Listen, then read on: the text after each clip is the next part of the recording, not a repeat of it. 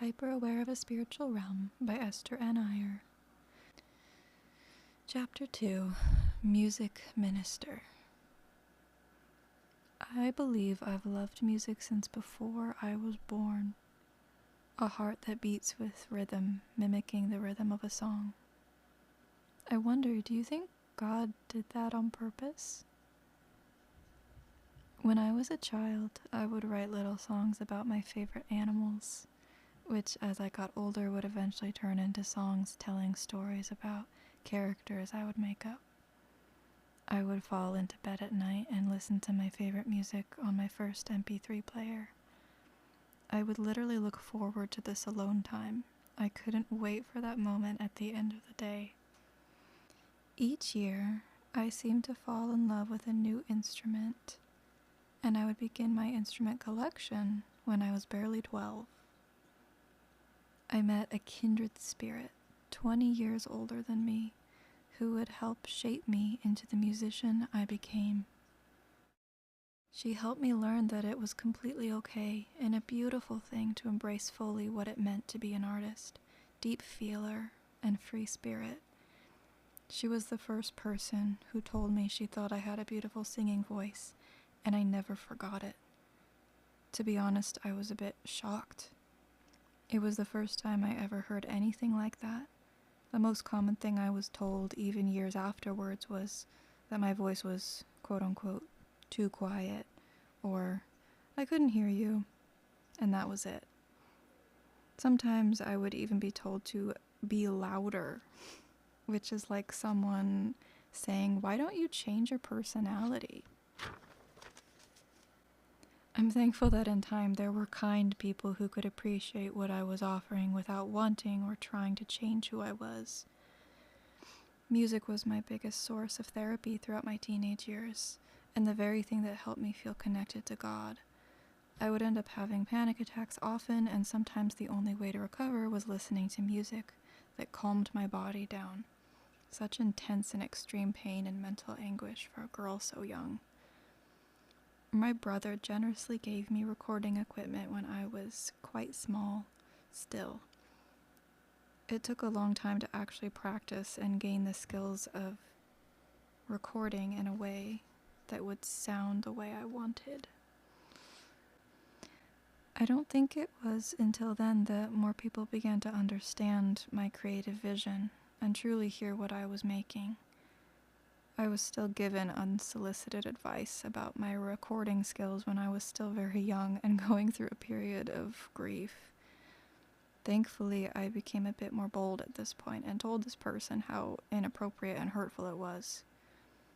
I was slowly but surely finding my voice and not letting anyone tell me what to do or who to be anymore. It was difficult, but worth it, especially with the hardships I would face in the years to come. I spent quite a few years volunteering in music ministry, mostly because it filled my own soul and helped me feel meditative in God's presence. When I was a very young adult, I was finally in a place where I was paid for this type of work for the first time in my life. I still appreciate it to this day. I loved what I did for many reasons, obviously, but there's a moment in my life that still stands out to me. I believe I was 16 and talking to my mom late at night. I think I said something along the lines of how I wanted to make music to help people keep choosing to live when they felt the weight of life-ending thoughts. It dawned on me when I saw evidence of how this could happen. I was listening to a song online and happened to glance at some of the comments. One person said how they had started planning to end their own life, but moment by moment, they would keep listening to this song every day. It calmed them so much that they would keep coming back to it, slowly but surely feeling even the smallest bit of hope come back into their life. I believe their last words in the comment were, "I wanted to thank you, because you quite literally saved my life." I think after this moment I was never the same, and it suddenly all clicked. This is why I'm here. Music wasn't a hobby for me, and it never had been. It was a life force. It was medicine. I went on to write albums and EPs about my life, and to be brutally honest about my trauma. Early adulthood has not been easy for me in the slightest. It's taken every bit of strength to not let my spark be completely dampened. I have felt the weight of hopelessness. My music has gradually become darker. But everything I make is not without intention. There is a reason for every song existing and telling the story it does. It's something I cannot help, like a river flowing in my veins. Not embracing it or continuing to create would be like taking away a core part of who I am. I have had many periods of time where it felt impossible to create.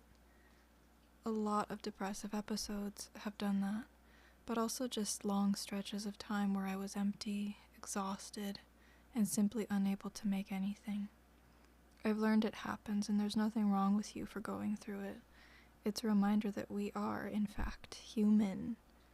Our lives are in God's hands. It's wrong to put so much pressure on ourselves. We can't have all the answers, nor can we be creative or joyful all the time.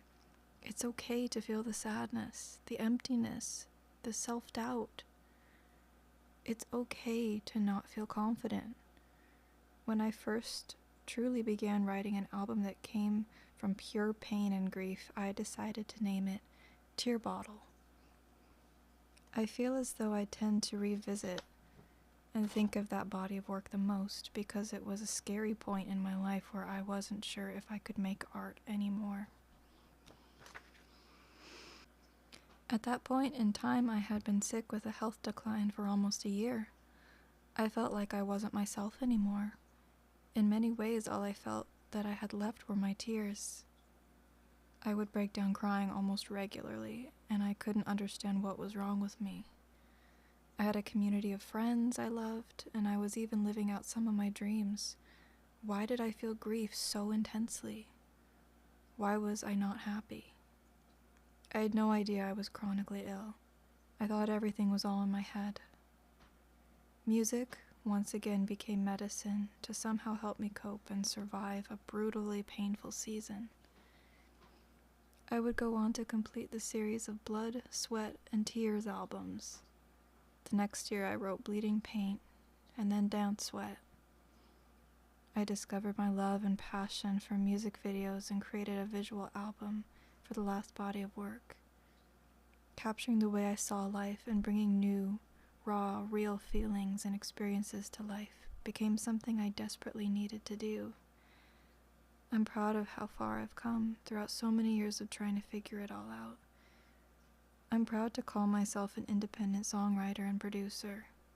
I've seen time and time again how music is medicine, and it is meant to be shared.